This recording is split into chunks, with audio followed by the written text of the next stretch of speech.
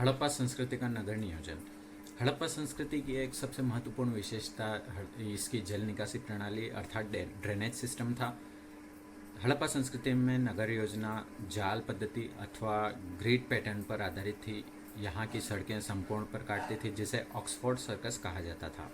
सड़कें लगभग 10 मीटर तक चौड़ी हुआ करती थी। प्रत्येक मकान में ढकी हुई नालियाँ थी। मोहनजोदड़ो से के विशाल स्नानागार के निर्माण हेतु बिटुमिन का प्रयोग किया गया था।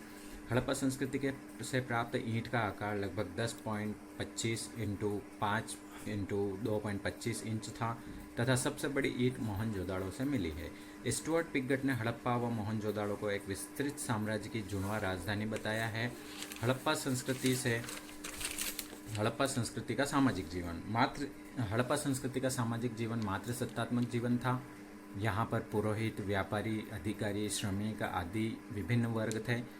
ये लोग सूती एवं ऊनी वस्त्र पहना करते थे तथा शाकाहार एवं मांसाहार दोनों प्रकार का भोजन किया करते थे। हड़प्पा संस्कृति में मनोरंजन हेतु पासे का खेल अत्यंत प्रिय था, जिसे शतरंज भी कहा जाता था। इसके अलावा नृत्य, पशुओं की लड़ाइयाँ आदि भी महत्वपूर्ण मनोरंजन के साधन थे। हड़प्पा संस्कृति में 3 प्रकार से शवों का अंतिम संस्कार किया जाता था। पहला पूर्ण समाधि, दूसरा आंशिक समाधि तथा तीसरा दाह संस्कार। यहाँ पर या इस संस्कृति में प्रतीकात्मक समाधियों का भी या प्रतीकात्मक शवदान का भी हमको अवशेष प्राप्त होते हैं। हड़प्पा संस्कृति का धार्मिक जीवन। हड़प्पा संस्कृति में मातृ देवी, पुरुष देवता, लिंग एवं योनि, वृक्ष आदि पूजनीय थे। मोहनजोदड़ो से पशुपति शिव की मुद्रा भी प्राप्त हुई है। कालीबंगा से अग्निकुंड मिले हैं तथा पशु बलि के प्रमाण भी हमको मिलते हैं। इस समय पीपल सबसे पवित्र वृक्ष तथा बतख सबसे पवित्र पक्षी माना जाता था। यह मातृ देवी, पुरुष देवता आदि की पूजा करते थे। पुणाल से चांदी के 2 मुकुट भी मिले हैं। आर्थिक जीवन। हड़प्पा संस्कृति के लोग कृषि, पशुपालन, व्यापार एवं उद्योग धंधे किया करते थे तथा कृषि के अंतर्गत वे नवंबर में गेहूं तथा जौ बोते थे तथा अप्रैल में वे काट लिया करते थे। कालीबंगा से हमको जुते हुए खेत के प्रमाण मिले हैं तथा इस समय 9 प्रकार की फसलों की पहचान की गई है, जिनमें चावल, गेहूं, जौ, खजूर, तरबूज, मटर, राई, तेल आदि मुख्य हैं। इस समय कपास का उत्पादन भी किया जाता था।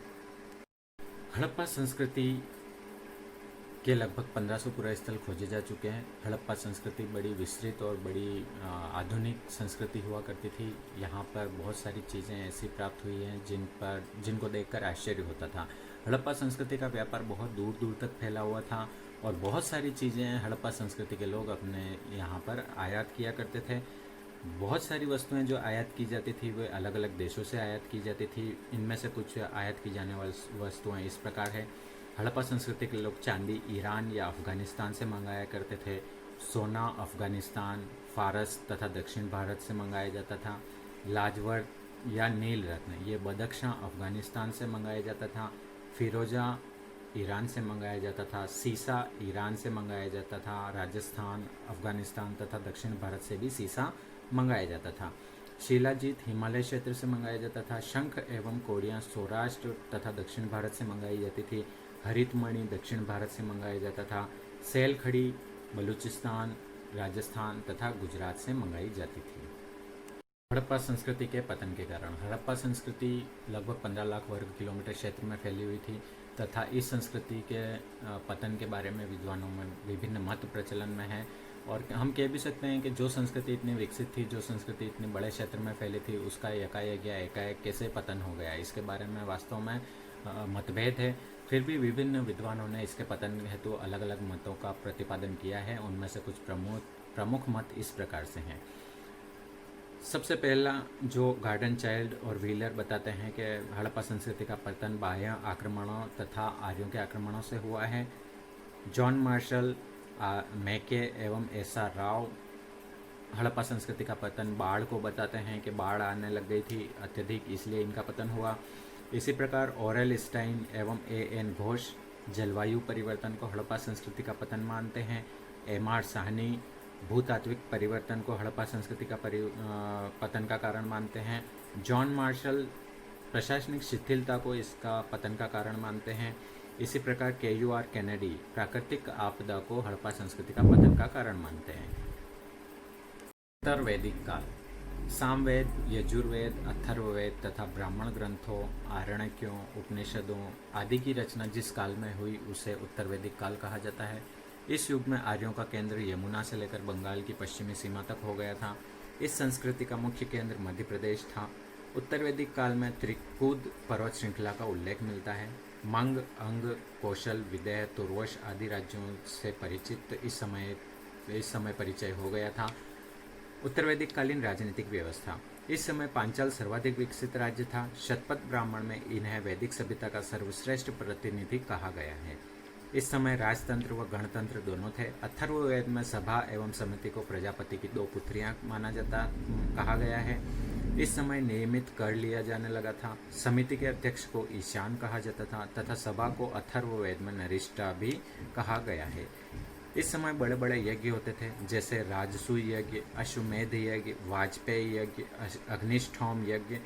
राजसूय यज्ञ राज्याभिषेक के समय होता था। इस अश्वमेध यज्ञ राज्य की सीमा को बढ़ाने के लिए होता था तथा वाजपेयी यज्ञ में रथ दौड़ का आयोजन होता था। इसी समय अग्निष्ठोम यज्ञ में सोमरस पिया जाता था। इस समय या उत्तर वैदिक काल में 5 यज्ञ होते थे, जैसे ब्रह्म यज्ञ, ऋषि यज्ञ, देव यज्ञ, पितृ यज्ञ, मनुष्य यज्ञ तथा भूत यज्ञ। इस समय राजा को आय का 16वां भाग दिया जाता था। ऋग्वेद काल में बलि एक स्वैच्छिक प्रकार का कर था, जो उत्तर वैदिक काल में नियमित कर हो गया था। उत्तर वैदिक कालीन सामाजिक जीवन। इस समय यज्ञ का महत्व बढ़ गया था। वर्ण व्यवस्था जन्म आधारित हो गई थी। अनेक धार्मिक श्रेणियों का उदय हो चुका था। ऐतरेय ब्राह्मण में 4 वर्णों के कर्तव्यों का उल्लेख मिलता है। ब्राह्मण, क्षत्रिय, वैश्य को द्विज कहा जाता था, अर्थात ये जनेऊ धारण कर सकते थे। इस समय गोत्र प्रथा भी प्रचलित हो गई थी। उत्तर वैदिक ग्रंथों में केवल 3 आश्रमों ब्रह्मचर्य, गृहस्थ, वानप्रस्थ की जानकारी मिलती है। सर्वप्रथम जबालोपनिषद में 4 आश्रमों का उल्लेख मिलता है। शतपथ ब्राह्मण में गार्गी, गंधर्व, ग्रहिता, मैत्रेयी आदि महिलाओं का उल्लेख भी मिलता है।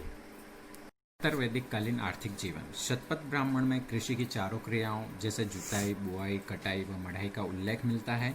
कांठक संहिता में 24 बैलों द्वारा खींचे जाने वाले हल का उल्लेख मिलता है।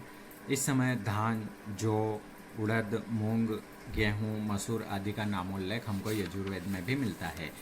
तैत्तिरीय उपनिषद में अन्न को ब्रह्म कहा गया है तथा यजुर्वेद में हल को सिर कहा गया है। अथर्ववेद के अनुसार पृथुवेन्य ने हल व कृषि को जन्म दिया था। इस समय या उत्तर वैदिक काल के हमको 4 प्रकार के बर्तन हमको मिलते हैं, जैसे जिनमें काले व लाल मृदभांड, काले रंग के मृदभांड, चित्रित धूसर मृदभांड तथा लाल प्रकार के मृदभांड हमको मिलते हैं। इस समय रथकार, धातु शोधक, बढ़ई, चर्मकार, स्वर्णकार, कुम्हार, व्यापारी आदि व्यवसाय हमको मिलते हैं। ब्राह्मण ग्रंथों में श्रेष्ठी का उल्लेख भी मिलता है। यह एक प्रकार से व्यापारी वर्ग था। इस समय महाजनी प्रथा का प्रचलन भी था। मुद्रा का प्रचलन हो चुका था, किंतु वस्तु विनिमय मुख्य रूप से प्रचलित था। इस समय निष्क, शतमान, पाद, कृष्णल आदि माप की इकाइयाँ मानी जाती थी। ऋण को कुसिद कहा जाता था तथा ऋण देना या ऋण के ऊपर ब्याज लेना कुसिद वृत्ति कहलाती थी। शतमान इस समय चांदी की मुद्रा थी। धार्मिक जीवन।